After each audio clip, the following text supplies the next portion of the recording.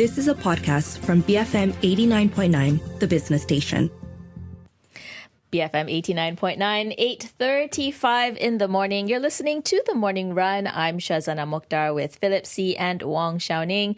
In half an hour, we have the opening bell where we check out how Bursa Malaysia begins the trading day. But before that, let's turn our attention to strategies to safeguard users from potential cybersecurity threats. So with the rise of malware scams posing significant risks to user privacy, Google has launched a trial in Singapore to block installations from unverified sources on Android devices. This measure aims to safeguard users from malicious apps often exploited as conduits for malware. Last year, between January and August, more than 1,400 victims fell prey to malware scams, resulting in losses totaling at least $20.6 million.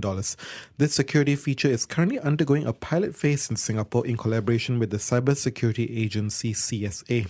So will this trial effectively address malware risk, and how can its implementation serve as a model for other countries facing similar cybersecurity challenges? For insights on this security feature, we have on the line with us CF Fong, CEO of LGMS Berhad, a company that specializes in cybersecurity services. CF, good morning. Thanks very much for joining us today. So Google is rolling out a trial to block app installations from unverified sources on Android devices in Singapore. What specific risks do users encounter when installing such apps on these Android devices? Well, thank you for having me. Sideloading is always a very popular move for Android users. It allows Android users to install apps from unofficial stores.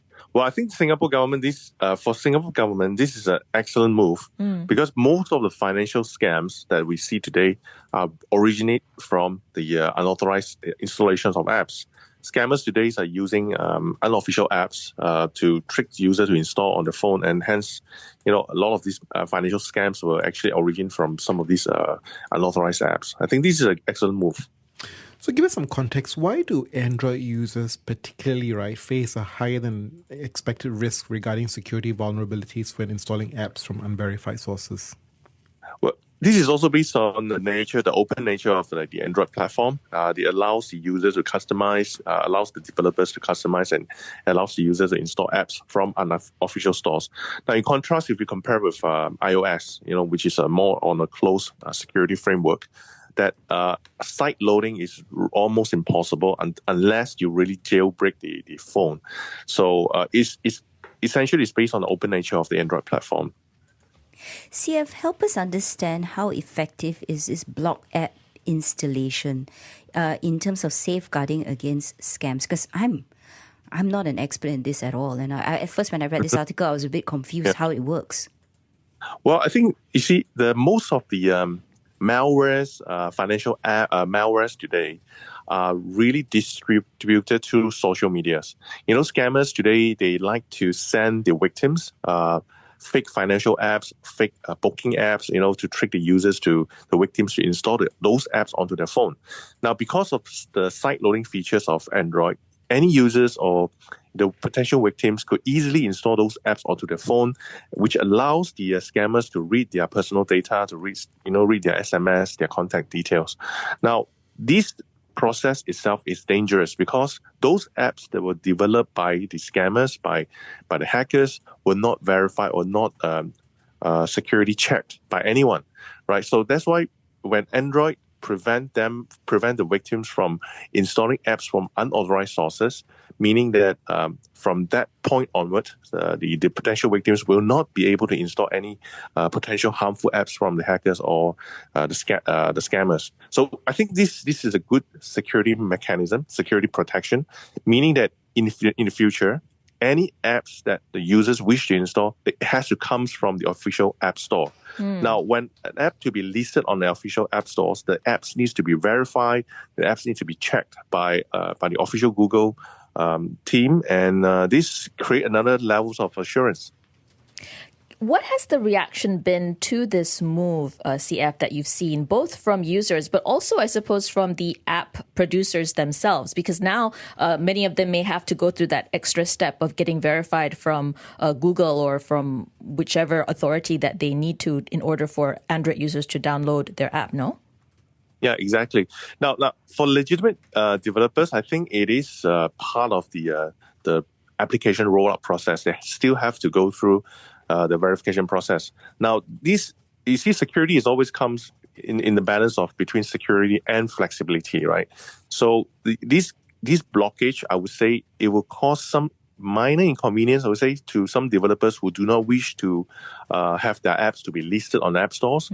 Perhaps they are sharing the apps within a small community, or maybe within a small organizations. They would not want their app to be listed. Now, in general, I think this initiative of blocking official apps is good, because if you look at the general populations, those who fall prey to financial scams, those victims who inadvertently install the apps, and these kind of mechanisms can help them to prevent them to install unauthorized apps in the future. So I think this is an excellent move. And see, and just bringing it closer to home in Malaysia, right? How is our population kind of affected by all these malware scams? Are we disproportionately more affected than the rest of the global population? No, we are same as the rest of the world. I think most financial scams today and most online fraud today happen because of unauthorized apps. We have many case studies where victims basically victims fall prey to financial scams. Most of the time, it's because their phone were hacked. Now, typically for Android phone to be hacked, the most common way for phone to be hacked is for them to install unauthorized apps from the scammer themselves. Scammers will use marketing campaign to disguise the apps, and trick the victims to install those apps. Once those apps are installed, there goes their financial information, their SMSs, their contact details, and the rest of personal details. And so we talk about Singapore taking action. Where do you see Malaysia's action so far in addressing this? Well, I think the Malaysian government is still doing we are not as fast as Singapore, of course, but I think we still have awareness going on. But having, general awareness is not enough, because, as you see, the cybersecurity and the IT itself is moving so fast. We need to catch up most of the time. And also, the other thing is that our social media, a lot of scam campaigns actually run on social media platforms. And our authorities are not. The way I see it, we are not fast enough to work together with the social media platforms to put off all these scam advertisements. So I think we are still a distance to go. We're not fast enough. Okay, aside from that, if let's say we were fast enough and we wanted to actually implement what is a pilot scheme in Singapore in reality and enforce it in Malaysia, what would be some of the hurdles that we would actually have to overcome? Would it require regulatory approval? Would it require the buy-in of the telcos? How does it work? I think definitely it has to come from the top, from a regulatory perspective. The regulators, like, for example, in Malaysia, it's MCMC, they have to take initiative to work with the social media platforms and also to, like, for instance, with CSA in Singapore, they work closely with Google. I think we should follow suit. To at least, these moves will at least lower down the chances of Malaysians of getting unauthorized app and malwares on their phone. I think this is something that we should be doing. Follow suit. And how effective has, the social media platforms been in addressing this issue, right? Are they cooperating with respective jurisdictions and governments then?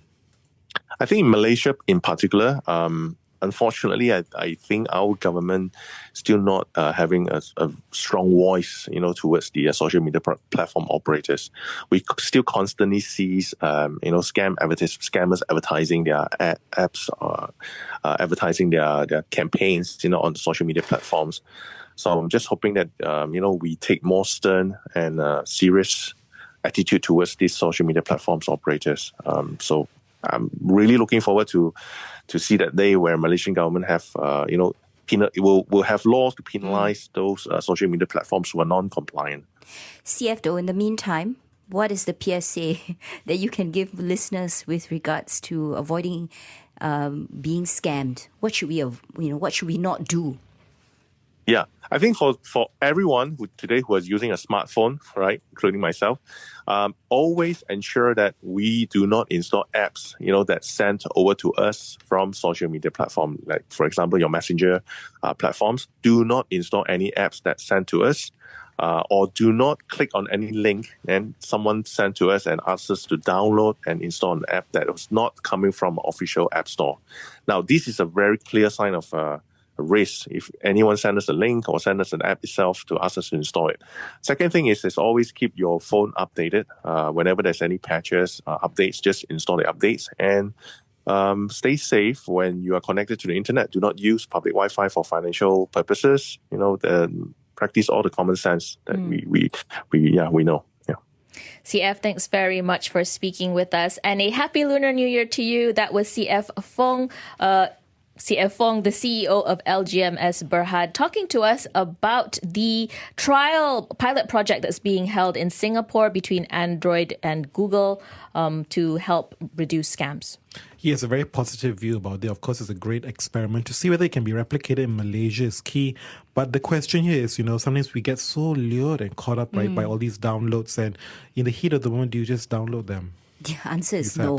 I think sometimes when there's an offer that's too good to be true in Singapore, a lot of them were like, cheap roast duck for like a Singapore dollar. That's why people uploaded these apps or at least clicked on the link. Don't do that. Anything too good to be true is probably a fake. A scam for sure. Indeed. And don't forget that these scammers also tend to prey on fear, right? Fear of somebody doing something wrong and being penalized. I think we all need to, whenever we see those types of messages, take a step back, verify where it comes from, and make sure that you don't click on any links that look suspicious. So yes, let's hope that more people start doing that. 8:47 in the morning. We're going to head into some messages, but when we come back, we will be discussing the road safety measures that we should be keeping in mind in light of the hometown exodus during Chinese New Year. Stay tuned. BFM 89.9. You have been listening to a podcast from BFM 89.9, the business station.